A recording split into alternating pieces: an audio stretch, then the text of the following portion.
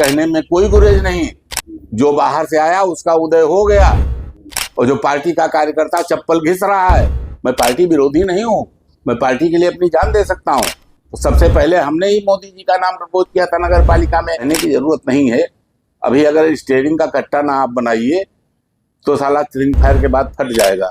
भिखारी नमक से लेकर के और कफन तक जीएसटी, क्या अब नमक से लेकर के कफन तक जीएसटी का बात है भैया, तो बता बिल्कुल पिक्चर का डायलॉग है। हम कर लो तो आपका बता दें कि नगर पालिका के पूर्व चेयरमैन रंजीत बास्तव जी से बढ़िया बातचीत की जाती है। एक तुम बता बॉडकास्ट भी कह सकते हो। औ का अतनी गजब गजब की बातचीत होती है, बिल्कुल अनफिल्टर और साफ बात करती है कि देखो भैया ऐसा पार्टी विरोधी ना, हम तो बता पार्टी खातिर जान दे सके था। औ का खूब बातचीत होती है, तनिक सुनो का कहती है। मित्रों, हमारे साथ हैं रंजीत बहादुर श्रीवास्तव जी, बाराबंकी नगर पालिका के पूर्व चेयरमैन रह चुके हैं और आपकी अपनी एक अलग पहचान है बाराबंकी में। अभी आपका एक बयान वायरल हुआ, हमने देखा कि भिखारी के नमक से लेकर कफन तक जीएसटी, क्या मैं हमारी जान लोगे? ये आप किसी ये किस परिप्रेक्ष्य में बोल रहे हैं? ऐसा लग रहा है जैसे किसी फिल्म में कोई आप शूटिंग कर रहे हो, उसका डायलॉग हो, लेकिन इसको जोड़ा जा रहा है पार्टी विरोधी गतिविधियों से। आप भारतीय जनता पार्टी के वरिष्ठ नेता हैं और आज देश में जैसे उसमें खाद का मामला भी है, क्या कहेंगे उसके बाद? देखिए, सत्य कहना पार्टी का विरोध नहीं माना जाना चाहिए जी। मैं भारतीय जनता पार्टी का निष्ठावान कार्यकर्ता हूँ और आज का नहीं, 1971 से जी। जितनी लोगों की आयु नहीं उससे ज्यादा समय हमको पार्टी की सेवा में व्यतीत हुआ है। जी। तो ये तो कहना गलत है कि मैं पार्टी से ही मेरा सम्मान है, जी। पार्टी से ही इज्जत है, तो मैं पार्टी के विरोध में क्यों बोलूंगा? लेकिन एक जमीनी कार्यकर्ता भी हूं, और जमीनी कार्यकर्ता अगर सत्य नहीं बोलेगा तो ऊपर मोदी जी को क्या ब्यूरोक्रेट सत्य बताने चाहेंगे? आप बताइए, ट्रैक्टर पर जीएसटी 28% और फॉर्चूनर पर जीएसटी 28%। ये अंतर है। और मैंने कहा जो गलत कहाँ कहा, हमने तो आंकड़ा दिया 27,000 का कि इतनी प्रत्यक्ष जीएसटी है, और नमक खरीदने वाला तो भिखारी भी है ना। नहीं तो इसको लोग मान रहे हैं कि आप सवाल खड़े कर रहे हैं मोदी जी की प्रतिभा पर कि वो कुछ नहीं कर पाए। 78 साल, आपने 78 साल की ही बात किया है, लेकिन आज 15 साल हो रहे हैं। भारत में तीसरा कार्यकाल है मोदी जी का। हम 1000 साल की बात करें, हम 1000 साल की बात करते हैं। यहाँ पर राजे महाराजाओं का युग रहा है, बिल्कुल रहा है। कर प्रणाली तब भी थी कि नहीं थी? राजा महाराजे जो अपने किसानों काश्तकारों से टैक्स लेते थे, उससे कौन सा काम करते थे? प्राथमिकता के आधार पर ही नहीं, जरूरत के आधार पर क्या करते थे? महल बनवाना, किले बनवाना, अपनी रानियों की विरासता के घर बनवाना, उनके स्विमिंग पूल बनवाना, अपने ओहदेदारों को सहूलियतें देना, मंत्रियों को, सेनापतियों को संरक्षण देना, अपनी सेना को पालना। किसान उस समय भी जो टैक्स करदाता था, उस समय भी भूखा था, परेशान था, बहुत ज्यादा क्या कर लेते थे, अगर उनकी राज्य की सीमा बढ़ती थी तो सड़कों का विस्तार कर लेते थे।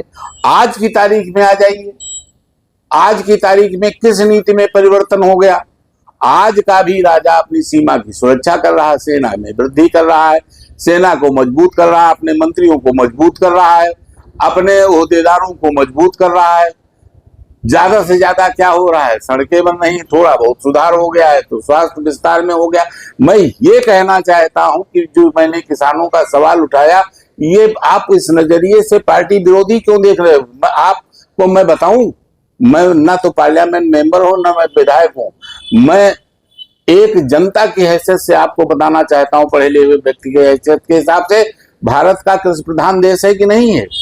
आज सकल जो निर्यात हमारा हो रहा है 814 अरब डॉलर का, उसमें से 48% एग्रीकल्चर गुड्स है, जिसमें मांस तक है शामिल है, एग्रीकल्चर गुड्स, चावल वगैरह।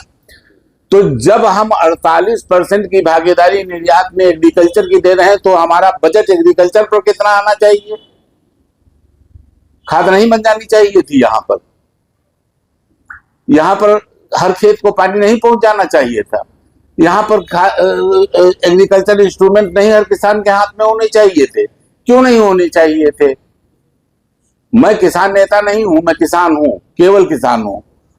आपका आयात निर्यात से ज्यादा है। काहे में आप आत्मनिर्भर हो गए हो? किस चीज में आत्मनिर्भर हो गए हो? क्या बना पा रहे हो आप?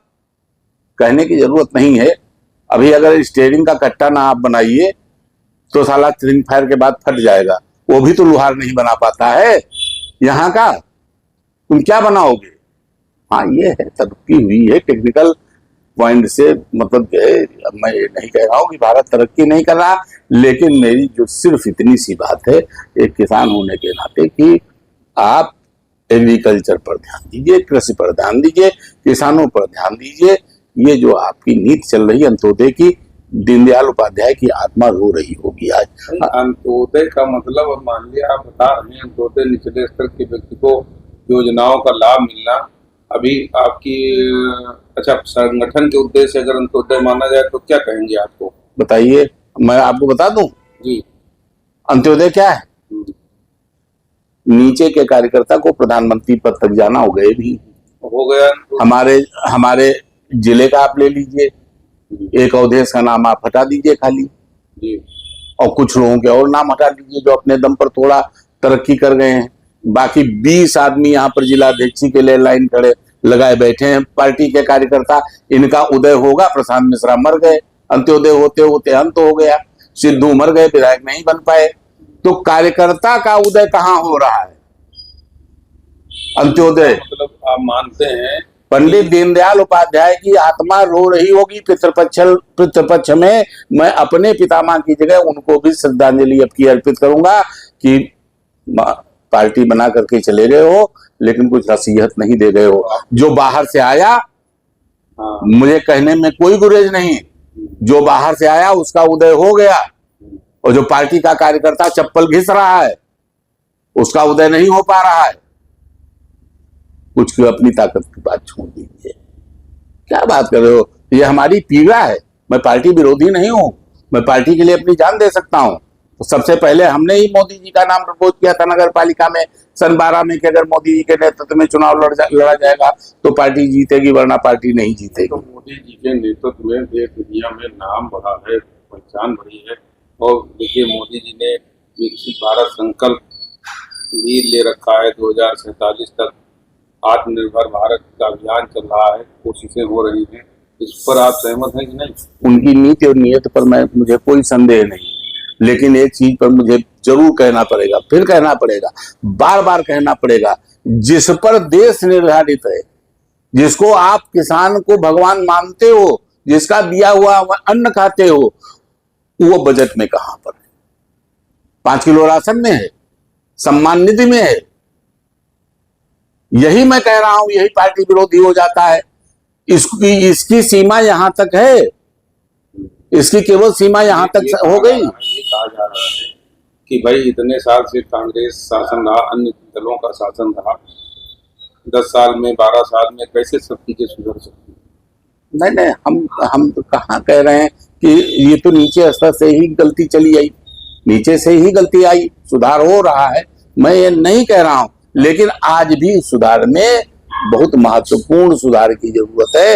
ये मैं फिर बार बार ये मांग करूंगा, नीचे के कार्यकर्ताओं को भी करना चाहिए कि बजट अन्य चीजों का से घटा करके हमारे किसानों का बजट बढ़ाइए। देखिए प्रदीप बहादुर श्रीवास्तव जी ने अभी अपना चिंतन व्यक्त किया है। लोग जो कह रहे थे विरोधी हैं, इनका ये कहना है कि 78 साल से नहीं हुआ था, होना चाहिए था। मोदी जी सुधार कर रहे हैं और उन्होंने अपने कार्यक्रम के आपको बताया, आप विचार करिए। अब रंजीत बाबू शास्त्री जी की बात सुना भैया, बाकी आपकी कार कमेंट करो, हमका फेसबुक पर से फॉलो कर लो, बताओ का फॉलो कर ले यार, फट से ऐसे देखो ना, फॉलो कर लो।